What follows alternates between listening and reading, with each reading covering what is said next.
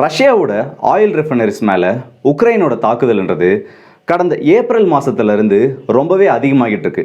2 நாளைக்கு ஒரு தாக்குதல், 3 நாளைக்கு ஒரு தாக்குதல்னு சொல்லிட்டு வாரத்தில் சராசரியாக 2லேருந்து 3 தாக்குதலானது இந்த ரஷ்யாவோட ஆயில் ரிஃபைனரிஸ் மேலே மட்டும் உக்ரைனோட ட்ரோன்ஸாலையும் உக்ரைனோட லாங் ரேஞ்ச் மிசைல்ஸாலையும் பண்ணப்பட்டு இருக்கு. இந்த பிரச்சனைகளானது இந்த ரஷ்யாவுக்கும் உக்ரைனுக்கும் நடுவில் தான் போகுது.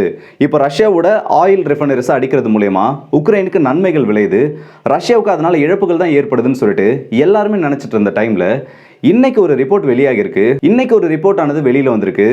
ரஷ்யாவோட ஆயில் ரிஃபைனரிஸை உக்ரைன் அடிக்கிறதுனால ரஷ்யாவுக்கு ஏற்படக்கூடிய இழப்பை விட இந்த உலகத்தோட எக்கானமிக்கும் வெஸ்டர்ன் கண்ட்ரிஸோட ஆயில் மார்க்கெட்டுக்கும் ஒரு மிகப்பெரிய இழப்பானது இன்டைரக்டாக பில்ட் ஆகிட்டு இருக்கு. இப்போ உக்ரைன் பண்ணுறது எல்லாமே அமெரிக்காவோட தலைகளில் தான் விடிய போகுது. எக்கானமியை, உலகத்தோட பொருளாதாரத்தை இப்போ இந்த உக்ரைன் பண்ணக்கூடிய தாக்குதல் கொஞ்சம் கொஞ்சமாக கெடுத்துட்டு இருக்குன்னு சொல்லிட்டு நிறைய அதிர்ச்சியான உண்மைகள் அந்த ரிப்போர்ட்டில் இருக்கு. இதை பற்றி தான் இந்த வீடியோவில் டீட்டெயிலாக பார்க்க போகிறோம். நிறைய விஷயங்கள் நம்ம நினச்சி பார்க்க முடியாத அளவுக்கு இருக்கு. ஸோ வாங்க வீடியோக்குள்ளே போயிடலாம். நான் உங்கள் ஆர்கே, தமிழ் பொக்கிஷன் வழங்கும் டிபி ட்ரெண்டிங்ஸ்.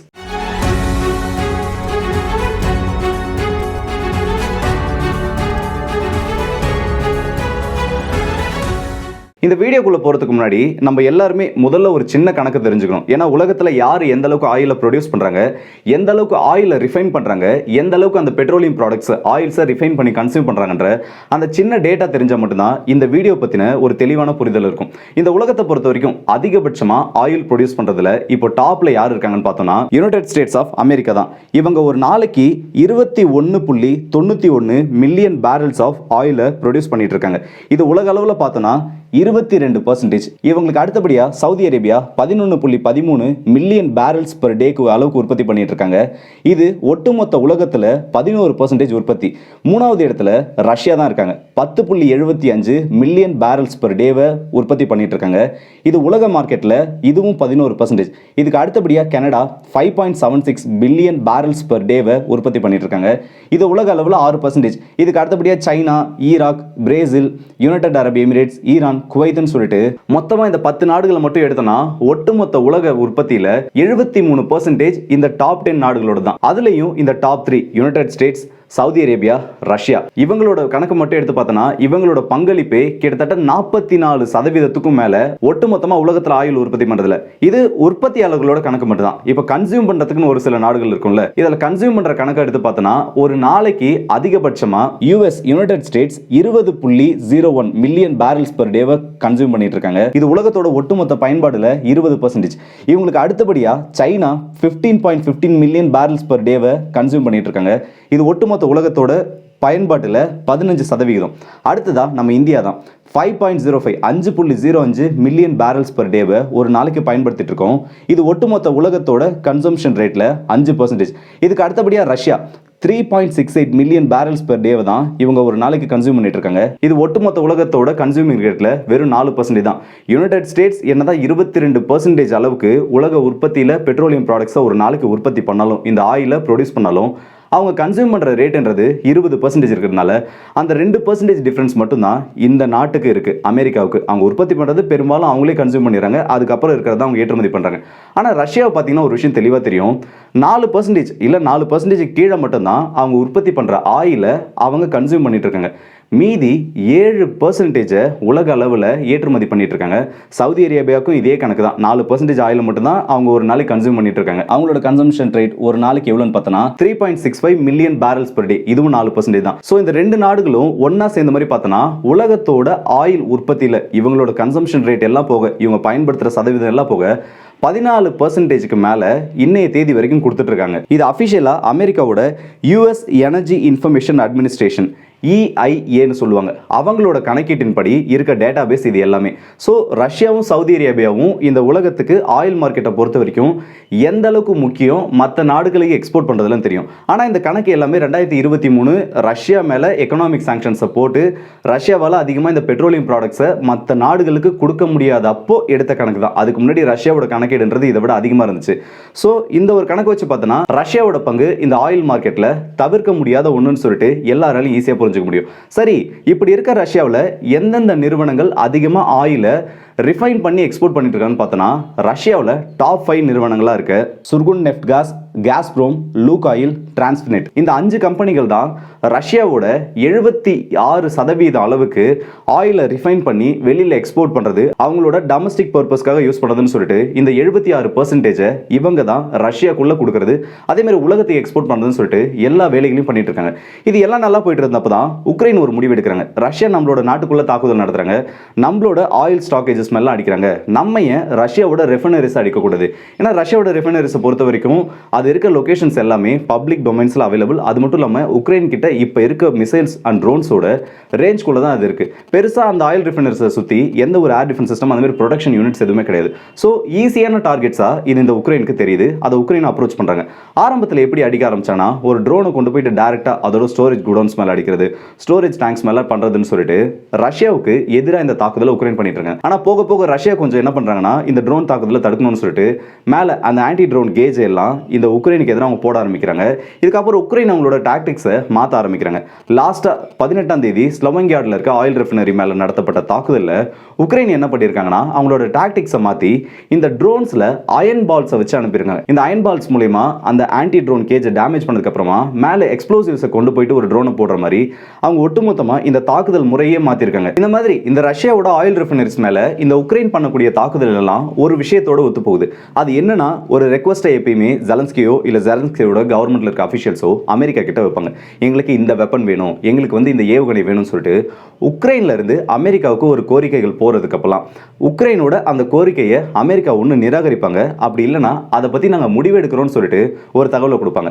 சரியா அதுக்கு அடுத்த நாளே இந்த மாதிரி தாக்குதல்களானது இந்த ரஷ்யாவோட ஆயில் ரெஃபைனரிஸ் மேல நடந்திருக்கு. முன்ன எங்களுக்கு தேவையான பேட்ரியாட்ஸை இன்னும் அதிகமாக கொடுக்கணும்னு கேட்டப்போ அமெரிக்கா அது குறித்த முடிவுகளை நாங்கள் நட்பு நாடுகள் கூட பேசி எடுப்போம்னு சொன்னதுக்கு அப்புறம் இரண்டாவது தாக்குதலானது இதே ரஷ்யாவோட இந்த ஆயில் ரெஃபைனரிஸ் மேல நடந்தது. இதுக்கு அடுத்த கட்ட தாக்குதல்கள்லாம் எப்போ நடந்துச்சுன்னா, இந்த F-16 சம்பந்தப்பட்ட பேச்சுவார்த்தை வரப்போம், இல்லைனா இந்த நாட்டோ நாடுகள் உக்ரைனோட ஏர் ஸ்பேஸை நோ ஃப்ளை ஜோன் அறிவிக்கணும்னு சொல்லிட்டு ஒரு கோரிக்கை வச்சு அது நிராகரிக்கிறப்போ தொடர்ந்து ஒரு வாரத்தில் 3 தாக்குதலானது இதே மாதிரி ரஷ்யாவோட ஆயில் ரெஃபைனரிஸ் மேல நடந்திருக்கு. இப்போ இதுக்கு அடுத்த கட்டமா திரும்பவும் உக்ரைனுக்கு மேல பறக்கிற ரஷ்யாவோட ஏவுகணைகளை சுட்டு வீழ்த்தணும்னு சொல்லிட்டு ஒரு கோரிக்கை வச்சப்போ அதுக்கு அடுத்த கட்டமான தாக்குதலானது நடக்குது. கடைசியா நடந்த தாக்குதல், இந்த ஸ்லோவேனியா ரீஜன்ல நடந்த தாக்குதல் எதுக்கு அப்புறம் நடந்திருக்குன்னா, ரஷ்யாவோட டெரிட்டரிக்கு உள்ள இருக்க மிலிட்டரி பேசஸ் மேல தாக்குதல் நடத்தக்கூடிய ஏவுகணைகளை எங்களுக்கு கொடுக்கணும், அந்த அளவுக்கு ரொம்பவே வெரி எக்ஸ்டெண்டட் லாங் ரேஞ்ச் வெப்பன்ஸை எங்களுக்கு கொடுக்கணும்னு சொல்லிட்டு ஜெலன்ஸ்கி அவர்கள் அபிஷியலா ஒரு கோரிக்கை வைக்கிறாங்க. அதை அமெரிக்கா நிராகரிக்கிறாங்க. இந்த நிராகரிப்புக்கு வந்த அடுத்த நாளே இப்படி ஒரு தாக்குதலானது கடைசியா ரஷ்யாவோட ஆயில் ரெஃபைனரிஸ் மேல நடந்திருக்கு. ஸோ ஒரு விஷயமானது தெளிவா புரியும். ஏன்னா இந்த இன்சிடென்ட்ஸ் எல்லாமே ஒரு கோயின்சிடன்ஸ் ஆகிற மாதிரி இருக்கும். ஆனா இதுல இந்த அளவுக்கு உண்மைகள் இருக்கு. அமெரிக்கா கிட்ட இருந்து ஒரு ரெக்வஸ்ட் ஆனது ரிஜெக்ட் ஆகிறப்பலாம் இன்டைரக்டா ரஷ்யாவோட ஆயில் ரெஃபைனரிஸ் அடிச்சு ஜெலன்ஸ்கி ஒரு விஷயத்தை மறைமுகமா அமெரிக்காவுக்கு சொல்றாரு. ரஷ்யாவோட ஆயில் ரெஃபைனரிஸ் அடிக்கிறது மூலமா ஒட்டுமொத்த உலகத்தோட ஆயில் மார்க்கெட்டில் எந்த அளவுக்கு குழப்பங்கள் ஏற்படும், எந்த அளவுக்கு சரிவுகள் ஏற்படும்ன்றத நீங்கள் புரிஞ்சுக்கோங்க, எங்களுக்கான உதவிகள் பண்ணுங்கன்றத இன்டெரக்டாக அதை சொல்கிறாருன்னே சொல்கிறான். ஏற்கனவே அமெரிக்கா ஒரு விஷயத்தை வார்னிங் பண்ணியிருந்தாங்க. நீ ரஷ்யாவோட ஆயில் ரெஃபைனரிஸை அடிக்க அது ஒரு டீஸ்டெபிலைசேஷன், ஒரு ஸ்டெபிலைஸ் இல்லாத நிலைமையை இந்த ஆயில் மார்க்கெட்டில் ஏற்படுத்தும். இப்போ எல்லாருக்குமே ஒரு கேள்வி வந்திருக்கும், இப்போ ரஷ்யாவோட ஆயில் ரெஃபைனரிஸ் அடிச்சாங்கன்னா அது ரஷ்யாவுக்கான லாஸ் தானே? இப்போ ரஷ்யா கிட்ட இருந்து ஆயில் போலனா மற்ற நாடுகள் அமெரிக்கா கிட்டையும் இல்லை திடீர்னு போயிட்டு சவுதி அரேபியா கிட்ட தானே ஆயில் வாங்குவாங்க, அது அவங்களுக்கு எப்படி பார்த்தாலும் லாபம் தானே. ஆனால் ஆயில் மார்க்கெட்ன்றது அந்த மாதிரி கிடையாது. திடீர்னு அதோட ஆயிலோட டிமாண்ட் அதிகமாகிறப்போ இல்லை திடீர்னு ஆயிலுக்கான டிமாண்ட் குறையிறப்போ மற்ற நாடுகள் அந்த ஆயிலுக்கான ரேட்டை ஃபிக்ஸ் பண்ணுறதுல பல மாற்றங்கள் ஏற்படும். ஒன்று திடீர்னு நம்ம நினச்சி பார்க்க முடியாத அளவுக்கு ஒரு பேரலோட விலை பல டாலர் வரைக்கும் ஏறும். அப்படி இல்லையா திடீர்னு படுக்கிறப்போ அதை ஸ்டெபிலைஸ் பண்ணுறதுக்கு நிறைய முடிவுகளை எடுக்கிறதுனால இந்த ஆயில் மார்க்கெட்டோட ஸ்டெபிலைசேஷனையே இந்த ஒட்டுமொத்தமான ட்ரோன் அட்டாக் மாற்றிடும். அந்த ஒரு காரணத்துக்காக தான் அமெரிக்கா இன்னமும் உக்ரைன் விஷயத்தில் பயந்துட்டு இருக்காங்க. அதிகமான தாக்குதலை ரஷ்யாவோட ரெஃபைனரிஸ் மேலே பண்ணக்கூடாதுன்னு சொல்லிட்டு. சரியா நான் சொல்கிறேன், என்னென்ன தேதிகளில் எந்தெந்த தாக்குதல் எந்த நிறுவனத்தோட இந்த டாப் 5 கம்பெனி சொன்னல அந்த ரெஃபைனரிஸை மட்டும்தான் இந்த தேதிகளில் உக்ரைன் டார்கெட் பண்ணியிருக்காங்க. மற்றபடி வேற எந்த ஒரு தேர்ட் பார்ட்டி இல்லை இந்த லிஸ்ட்டில் டாப் 5 லிஸ்ட்டில் இல்லாத எந்த ஒரு ஆயில் ரெஃபைனரியும் உக்ரைன் இன்னைய வரைக்கும் டார்கெட் பண்ணல. முதல் தாக்குதலானது 12ஆம் தேதி மார்ச் நார்சில லுகோயிலுக்கு சொந்தமான ஒரு ஆயில் ரெஃபைனரி மேல நடத்தப்படுது. அதுல அந்த ரெஃபைனரி பார்ஷியலா கூட டேமேஜ் ஆகல, ஒரு சின்ன ஃபயர் ஆனது ஏற்படுது. ஆனா அது உடனடியாக அங்க சரி செஞ்சதுனால ஒரு பெரிய விபத்தானது அந்த இடத்துல தடை செய்யப்பட்டது. ரஷ்யாவுக்கு ஒரு பெரிய வார்னிங்கா இது மாறுச்சு. கிட்டத்தட்ட ஃப்ரண்ட் லைன்ல இருந்து ஒரு 800 கிலோமீட்டர் தாண்டி போயிட்டு உக்ரைன் இதை அடிச்சாங்க. முதல் விஷயமாச்சா. ரெண்டாவது இருக்கிறது மார்ச் 16ஆம் தேதி ராஸ்நெஃப்ட்டுக்கு சொந்தமான செஸ்ரான் ஆயில் ரெஃபைனரி மேல ஒரு தாக்குதலானது நடத்தப்படுது. இது ஃப்ரண்ட் லைன்ல இருந்து 700 கிலோமீட்டர் உள்ள இருக்க இடம். ஒரு நாளைக்கு 1,78,300 பேரல் அளவுக்கு ப்ராசஸ் பண்ணக்கூடிய ஒரு ஆயில் ரெஃபைனரி. 23, 24 ஏப்ரல் மாசம் இந்த தேதிகளில் ராஸ்நெஃப்ட்டுக்கு சொந்தமான குலிப்ஜெவ் அதே மாதிரி இல்ஸ்கின்ற 2 ஆயில் ரெஃபைனரிஸ் மேல தாக்குதலானது நடத்தப்படுது. அடுத்ததா 1ஆம் தேதி மே ரயசான் ராஸ்நெஃப்ட்டுக்கு சொந்தமான ஒரு ஆயில் ரெஃபைனரி மேல ஒரு தாக்குதலானது நடத்தப்படுது. இது ஒரு நாளைக்கு 3,42,000 பேரல்ஸ் அளவுக்கு சுத்திகரிப்பு பண்ணக்கூடிய ஒரு பிளான்ட். இது வரைக்கும் ரஷ்யாவுக்கு இந்த இடத்துல நடந்த தாக்குதல் கூட ஒரு சின்ன ஃபயரோட முடிச்சிட்டாங்க. இந்த தாக்குதல் வரைக்கும் ரஷ்யாவுக்கு பெரிய டேமேஜஸ்ன்றது இந்த ஆயில் ஸ்டோரேஜ் ஃபெசிலிட்டிலையோ இல்லை ஆயில் ரெஃபைனரி பிளான்ட்லையோ நடக்கல. ஆனால் இதுக்கப்புறம் நடந்த தாக்குதல் தான் ஒட்டு மொத்தமாக சில இடத்துங்களில் அந்த டேங்க்ஸை அழிக்கிற அளவுக்கு ரொம்பவே டெட்லியாக இருந்திருக்கு. சரியா மே 8, மே 9ல் 2 தாக்குதல், மே 10ன்னு சொல்லிட்டு இந்த 3 நாளில் 4 தாக்குதலை ஆயில் ரெஃபைனரிஸ் ரஷ்யாவோட ஆயில் ரெஃபைனரிஸ் மேலே உக்ரைன் பண்ணுறாங்க. இந்த இடத்துல தான் இந்த பிரச்சனைன்றது ஒரு அடுத்த கட்டத்துக்கு போக ஆரம்பிக்குது. சரியா மே 8ஆம் தேதி லுகான்ஸ்க் ஆயில் டிபோட், 9ஆம் தேதி மே 9 அன்னைக்கு கிரசண்டார் ஆயில் டிபோட், அதே மே 9ஆம் தேதி காஸ்ப்ரோமோட செலவட் ஆயில் ரெஃபைனரி, மே 10ல் 2 இடத்துல தாக்குதல் நடத்திருக்காங்க. ரெவன்ஸ்கி லுகான்ஸ்க் ஆயில் டிபோட்னு சொல்லிட்டு இந்த அத்தனை இடத்துல நடந்த தாக்குதலையும் ஃபயர்ன்றதையும் தாண்டி ரஷ்யாவுக்கு கணிசமான இழப்புகள் ஏற்பட்டுச்சு. சரியா மே 12ஆம் தேதி லுகாயிலுக்கு சொந்தமான வால்கோகிராட்ல இருக்க அந்த ஆயில் ரெஃபைனரி மேல ஒரு தாக்குதலானது நடத்தப்படுது. இது ஃப்ரண்ட் லைன்ல இருந்து 350 கிலோமீட்டர் தொலைவில் இருக்க ஒரு ஆயில் ரெஃபைனரி. இது மேல நடத்தப்பட்ட தாக்குதல்ல ஒரு ஸ்டோரேஜ் டேங்க்ன்றது ஒட்டுமொத்தமா எரிஞ்சு சாம்பல் ஆகுது. இதுல ரஷ்யாவுக்கு பல லட்சம் பேரல்ஸ் ஆஃப் ரிஃபைன்டு ஆயில்ன்றது லாஸ் ஆகுது இந்த ஒரு தாக்குதல்ல மட்டும். இதோட அடுத்த கட்டமா மே 17ல ஒரே நாள்ல மட்டும் 4 இடத்துல ரஷ்யாவோட ரெஃபைனரிஸ் மேல ஒரு உக்ரைன் தாக்குதல் நடத்த ட்ரை பண்ணிருக்காங்க. இந்த பிளாக் சீக்கு பக்கத்தில் நடந்த டுவாப்சே மேல நடத்தப்பட்ட தாக்குதல் மட்டும் தான் ரஷ்யாவுக்கு இழப்புகள் ஏற்பட்டுச்சு. மற்றபடி நோவாரிஸ்க்ல நடத்தப்பட்ட தாக்குதலா இருக்கட்டும், இல்ல டிரான்ஸ்மெப்ட் நடத்தப்பட்ட தாக்குதலா இருக்கட்டும், ஆயில் ப்ராடக்ட்ஸ் எக்ஸ்போர்ட் டெர்மினல்னு சொல்லுவாங்க, அந்த இடத்துல நடத்தப்பட்ட தாக்குதல், இது எல்லாத்துலயுமே இந்த தாக்குதலானது சின்ன சின்ன டேமேஜோட அந்த பிளான்ஸ்ன்றது ரெஃபைனிங் பிளான்ஸ்ன்றது இன்னும் ஆபரேஷன்ல ஒர்க் ஆகிட்டு இருக்கு. ஒரு இடத்துல மட்டும் தான் ரஷ்யாவோட ஒட்டுமொத்தமா ஒரு ஸ்டோரேஜ் டேங்கை இந்த உக்ரைன் அழிச்சிருக்காங்க. இந்த 18-19ல ஸ்லோவேங்கியா ரீஜன்ல நடத்தப்பட்ட இந்த தாக்குதல்ல அந்த 2 யூனிட்ஸ் மொத்தமாக இவங்க அடிச்சிருக்காங்க. அது ரெண்டுமே இப்போ ஆஃப்லைன் போயிருக்கு. முதல் கட்ட தகவல்கள் அங்கேருந்து வரதை பொறுத்த வரைக்கும் பார்த்தோன்னா இதோட 2 டெர்மினல்ஸும் மொத்தமாக டிஸ்ட்ராய் ஆகிறதுக்கான சான்சஸ் இருக்குன்னு சொல்கிறாங்க. அப்படியே இல்லைனாலும் ஒரு பெரிய இழப்பை இந்த இடத்துல ரஷ்யாவுக்கு ஏற்படுத்தியிருக்காங்க. அமெரிக்கா கிட்டேருந்து ஒரு ரெக்வஸ்ட் ஆனது ரிஜெக்ட் ஆகிறப்பலாம் இப்படி ஒரு தாக்குதலை நடத்துறது உக்ரைனுக்கு கண்டிப்பாக நல்ல விஷயம் இல்லை. ஆனால் இது ரஷ்யாவை பெருசாக இம்பாக்ட் பண்ணுமான்னு கேட்டிங்கன்னா திரும்ப ஒரு சில அந்த மைனர் டேமேஜ், அந்த ஒட்டுமொத்த டேங்கை கட்டி முடிக்கணும், இல்லை அந்த ஒட்டுமொத்தமாக அந்த ஒரு யூனிட்டே முடிக்கணும்னா கூட ஒரு சில வாரங்கள்ல இருந்து வெறும் வித்தின் டைம் பீரியட் ஆஃப் மந்த்ல ஒரு மாசம் டைம்குள்ள ரஷ்யாவால் அதை கட்டி முடிக்க முடியும்.